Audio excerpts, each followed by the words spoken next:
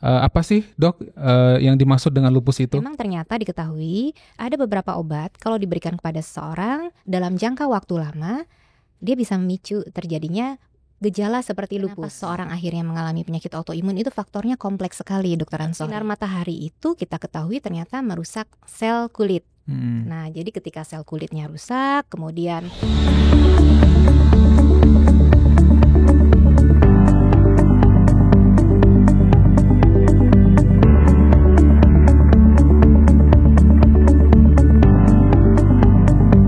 Halo Sobat RCM, selamat datang di podcast spesial RCM dalam rangka memperingati Hari Lupus Sedunia yang jatuh pada tanggal 10 Mei 2025.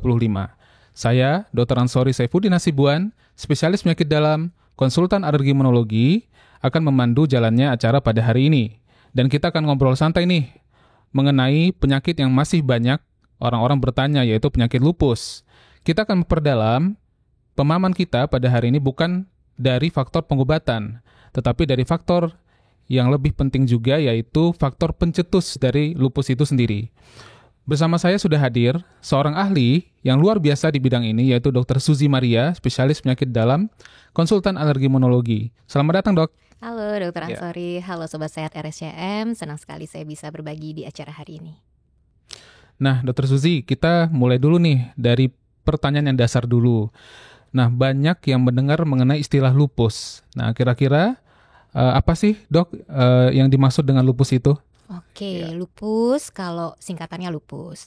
Nama panjangnya Systemic Lupus Erythematosus atau bahasa Indonesianya lupus eritematosus sistemik. Tapi pasien-pasien kita lebih mengenalnya dengan lupus atau SLE singkatan untuk bahasa Inggrisnya. Nah, penyakit SLE ini adalah penyakit autoimun sistemik.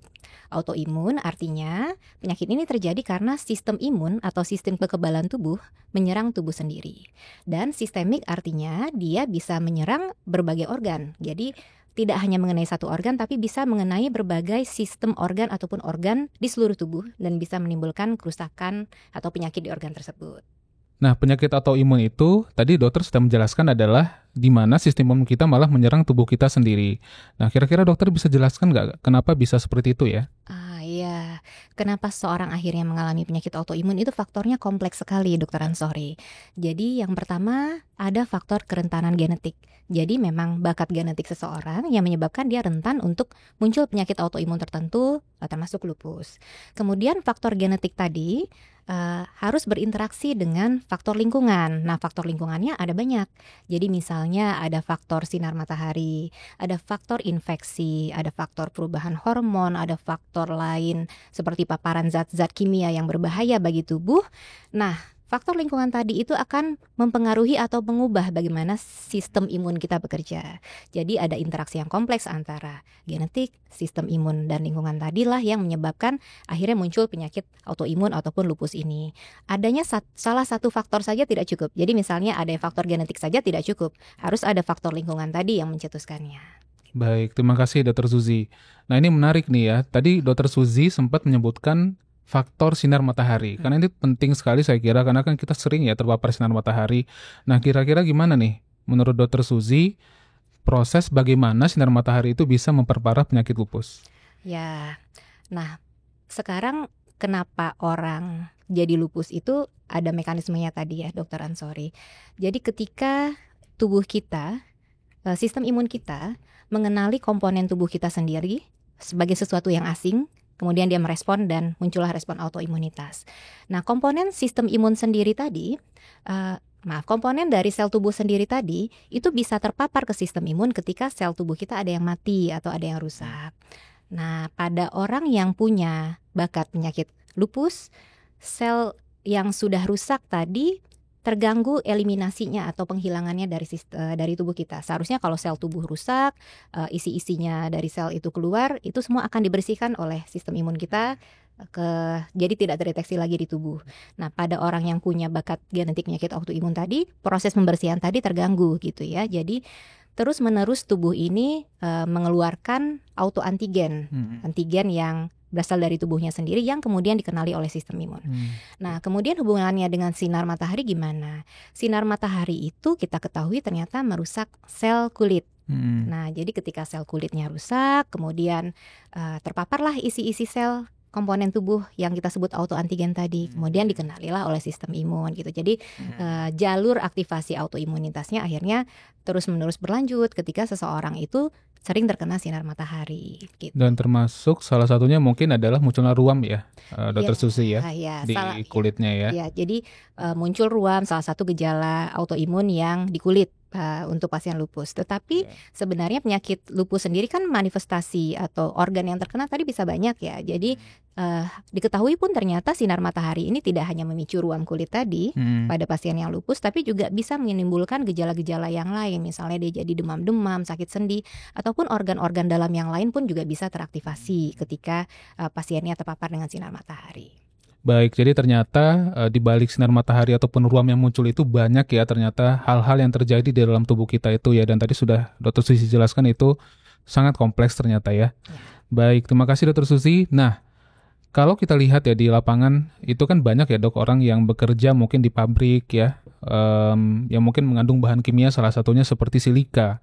Nah ini mungkin selain sinar UV, bagaimana dok dengan paparan zat kimia seperti silika ini? Pengaruhnya ke lupus, mungkin bisa dijelaskan lebih lanjut lagi. Ya, silika itu termasuk yang sering sekali dibahas sebagai faktor pencetus terjadinya lupus. Silika adalah mineral yang banyak sekali ada di alam. Jadi di alam bebas pun ada gitu ya. Dan kalau seorang itu bekerja di lingkungan yang banyak silikanya, misalnya dia kerja di pertambangan atau dia di industri yang ada pembuatan semen atau konstruksi atau batu-batu alam dan lain-lain, itu banyak kandungan silika di situ. Nah, silika ini ternyata memang bisa menstimulasi sistem imun untuk memicu proses autoimunitas. Jadi silika akan masuk lewat saluran nafas.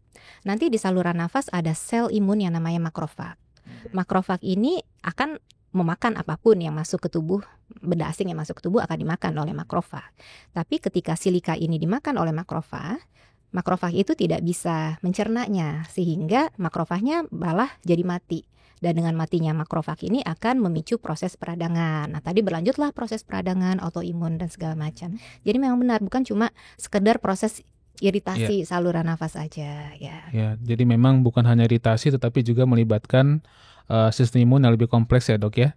Dan memang kayaknya di lapangan dok banyak pekerja yang mungkin nggak paham ya dok mengenai bahayanya zat kimia seperti silika ini ya. Iya, dan tidak hanya pekerjanya, pemilik perusahaannya juga mungkin kurang tahu juga ya. Jadi makanya pentingnya edukasi kepada masyarakat, ada peran faktor lingkungan, mineral di alam yang sebenarnya sehari-hari cukup banyak ditemukan. Dan kita semua perlu tahu orang-orang yang punya faktor genetik untuk terjadi penyakit autoimun terutama lupus, ya sebaiknya harus menghindari pekerjaan dengan paparan silika yang tinggi. Baik, terima kasih Dr. Susi, saya kira sudah cukup jelas ya dok.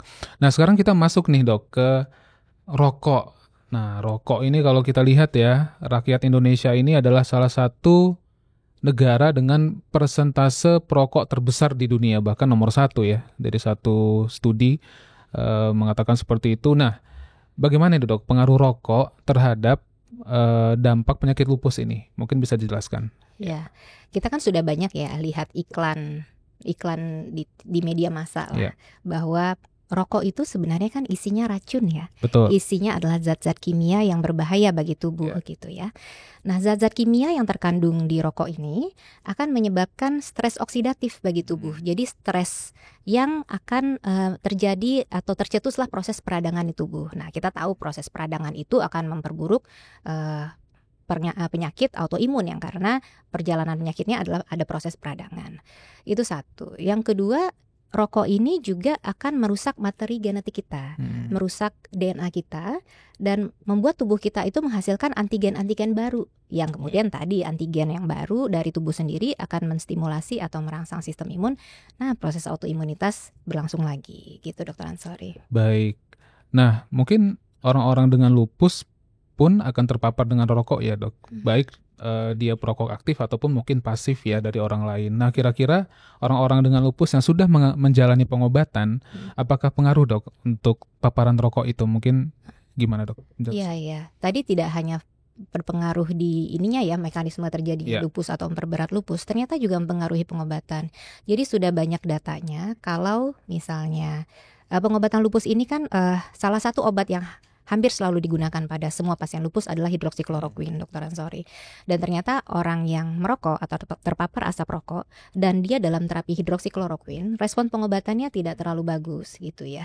Dan ya tentunya kan kita tahu merokok itu sangat tidak baik untuk kesehatan. Tidak hanya pada penyakit lupus, tapi juga dia akan memperburuk berbagai organ yang ada di tubuh kita. Jadi komplikasi-komplikasi organ tubuh yang bisa terjadi pada lupus pun juga akan semakin berat dengan adanya rokok gitu. Jadi nggak bagus lah perjalanannya, pengobatannya kalau pasien tetap merokok. Jadi itu adalah hal yang wajib dihindari ya. Baik, makasih Dr. Suzy. Nah, sekarang kita masuk nih dok ke infeksi ya dok. Infeksi kan mungkin jadi hal yang sering kita temukan ya dok, apalagi kan sebagai dokter ya, kita di lapangan sering menemukan pasien-pasien yang datang ke kita itu berobat karena ISPA, misalnya infeksi saluran nafas ataupun masalah demam dan sebagainya. Nah, di satu studi itu ada yang mengatakan hubungan antara satu virus yang namanya Epstein-Barr virus atau EBV terhadap kejadian lupus. Nah, mungkin dokter bisa jelaskan enggak hubungannya?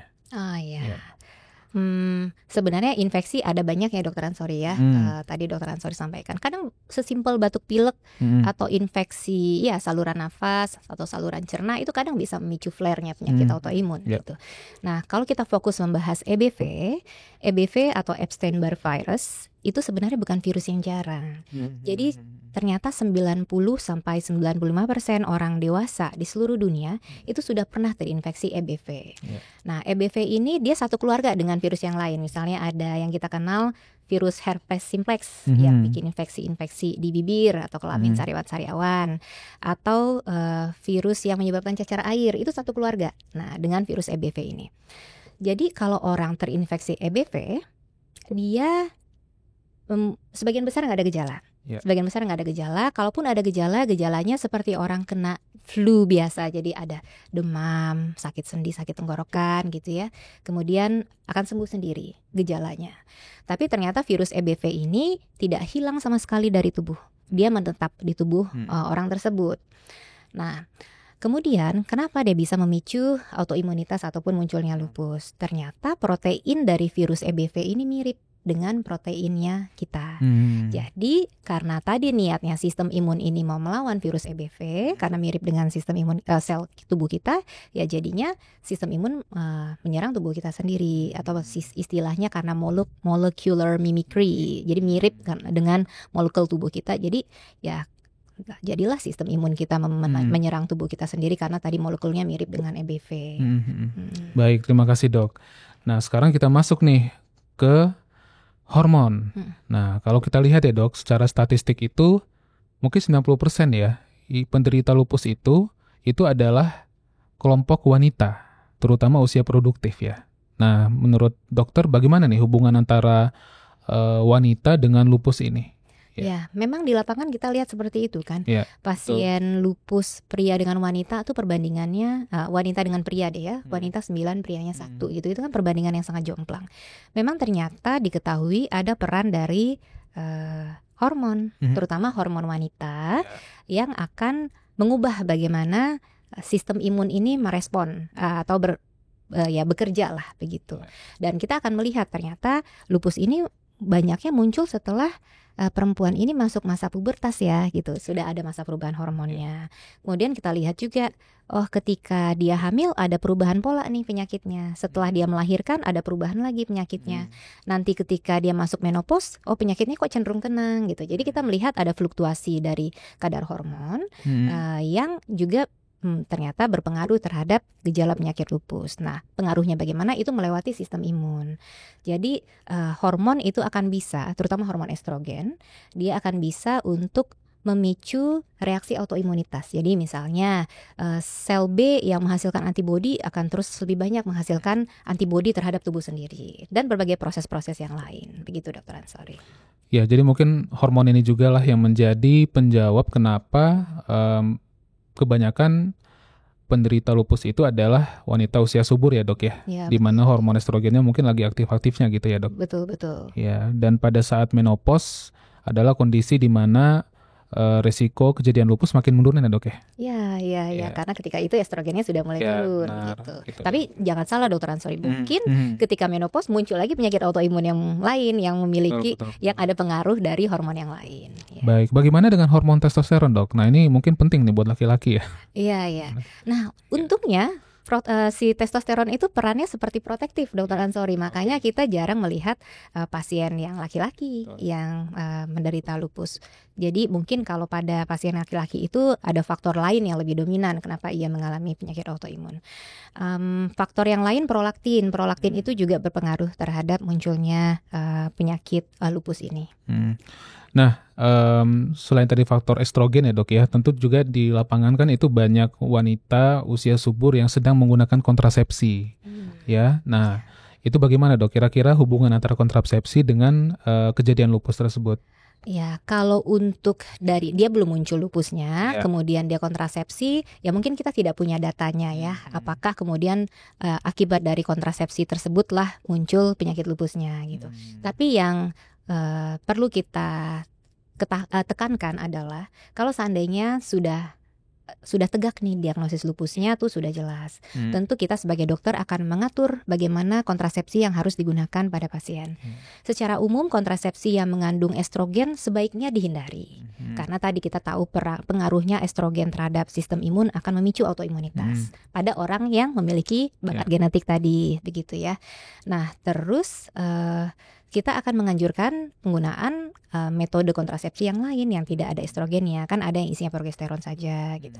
Dan dokter juga akan memperhitungkan saat itu kondisi penyakit autoimunnya seperti apa. Ketika penyakit autoimunnya sangat aktif, kita kalau bisa menghindari yang mengandung hormon sama sekali. Kan ada metode kontrasepsi yang lain ya, IUD misalnya ataupun kondom dan lain-lain gitu. Tapi ketika penyakitnya sudah tenang, mau menggunakan kandungan kontrasepsi yang ada progesteronnya boleh. Selain itu juga pada pasien lupus ini ada penyakit penyerta yang namanya antifosfolipid syndrome dokter Ansori. Nah, antifosfolipid syndrome itu menyebabkan darahnya lebih kental dan cenderung untuk terjadi sumbatan pembuluh darah. Nah, kalau pasien lupus ini ada penyerta antifosfolipid syndrome-nya, sama sekali tidak boleh ada yang kandungan estrogennya karena itu akan memicu semakin cepat terjadi sumbatan pembuluh darah. Baik, terima kasih Dr. Susi. Saya kira sangat jelas ya dok ya. Nah, ini mungkin terakhir dok ya, ini tentang hubungan antara obat-obatan dengan kejadian lupus. Nah, kita tentu kan banyak ya mengkonsumsi obat-obatan ya dok. Ini kira-kira bagaimana nih dok fenomena lupus yang dipicu oleh obat? Bagaimana hubungannya dok? Ya. Namanya istilahnya drug-induced lupus atau lupus yang dicetuskan atau dipicu oleh obat. Sebenarnya ini adalah penyakit yang berbeda dari SLE tadi, Dokter Ansori. Jadi dia bukan bagian SLE, dia bukan penyakit yang akan berkembang menjadi SLE, dia adalah penyakit yang terpisah. Memang ternyata diketahui ada beberapa obat kalau diberikan kepada seseorang dalam jangka waktu lama, dia bisa memicu terjadinya gejala seperti lupus. Tapi dia bukan lupus beneran gitu ya. Dan ketika obat ini dihentikan, gejalanya tadi akan baik gitu. Dan gejala-gejalanya mirip lupus, misalnya ada ruam di kulit, ada sendinya nyeri-nyeri, kadang bisa muncul kelainan di darah. Tapi yang khasnya adalah dia jarang sekali mengenai di ginjal ataupun mengenai saraf yang justru itu lebih sering pada penyakit SLE gitu. Baik, kira-kira obat apa aja sih dok yang mungkin ada risiko untuk memicu drug-induced lupus ini? Ya, ada beberapa obat yang sering juga digunakan terutama pada kasus-kasus penyakit dalam ya, pasien-pasien penyakit dalam. Yang paling sering yang pertama adalah isoniazid. Isoniazid itu adalah salah satu obat yang digunakan dalam kombinasi pengobatan tuberkulosis. Nah, jadi isoniazid menjadi pencetus, salah satu pencetus dari drug-induced lupus. Yang kedua adalah obat-obatan untuk mengontrol denyut jantung yang tidak teratur atau antiaritmia, namanya prokainamid. Kemudian ada lagi antibiotik minoxidil, kemudian ada lagi anti kejang, phenytoin, dan yang juga mulai banyak penggunaannya di masyarakat yaitu pengobatan untuk autoimun yang lain. Jadi nama obatnya anti TNF, biasa digunakan untuk pengobatan misalnya penyakit rheumatoid arthritis atau penyakit radang usus IBD. Nah, ternyata obat ini pun dalam penggunaan lama berminggu-minggu berbulan-bulan bisa menyebabkan drug-induced lupus. Jadi teman-teman sobat sehat RSCM nih, kalau seandainya memiliki penyakit-penyakit yang diobati dengan obat-obat tadi, juga harus waspada gitu. Kalau ada muncul gejala-gejala yang tidak menyenangkan, misalnya gejala di kulit, gejala di sendi, itu harus segera melaporkan ke dokternya untuk ya kemudian dievaluasi, dan kalau memang benar drug induced lupus harus dihentikan obat tersebut. Baik, terima kasih Dr. Susi. Jadi intinya deteksi dini dan juga komunikasi dengan dokter yang merawat sangat penting ya, Dok. Ya. Baik. Nah, tidak terasa nih Dr. Susi sudah panjang lebar ya kita bahas mengenai lupus, dan saya kira Dr. Susi sudah membahas secara komprehensif. Dr. Susi, terima kasih banyak atas penjelasan yang sangat komprehensif pada siang hari ini. Sebagai penutup, mungkin Dr. Susi ada yang ingin disampaikan kepada Sobat Sehat RSCM? Ya, Dr. Ansori. Sobat Sehat RSCM, jadi tadi kita sudah banyak membahas mengenai bagaimana seseorang bisa terkena lupus. Jadi kita tahu ada faktor genetik, kerentanan genetik, dan ada faktor lingkungan, UV, merokok, obat-obatan, infeksi EBV, hormon. Nah, faktor lingkungan inilah yang bisa kita modifikasi gitu kalau kita mau menghindari terjadinya lupus dan juga ingin membantu supaya pengobatan lupus kita berjalan dengan baik. Maka faktor lingkungan ini yang perlu kita kenali dan perlu kita modifikasi agar baik dan tidak merusak perjalanan penyakit lupus. Baik, terima kasih Dr. Susi. Terima kasih Sobat Sehat RSCM yang sudah menyimak podcast pada siang hari ini. Mari terus sebarkan pengetahuan, karena semakin banyak pengetahuan yang disebarkan dan semakin banyak masyarakat yang paham lupus, maka harapan untuk hidup dan meningkatnya kualitas hidup pada penyintas lupus juga semakin besar. Sampai jumpa. Assalamualaikum warahmatullahi wabarakatuh. Salam sehat.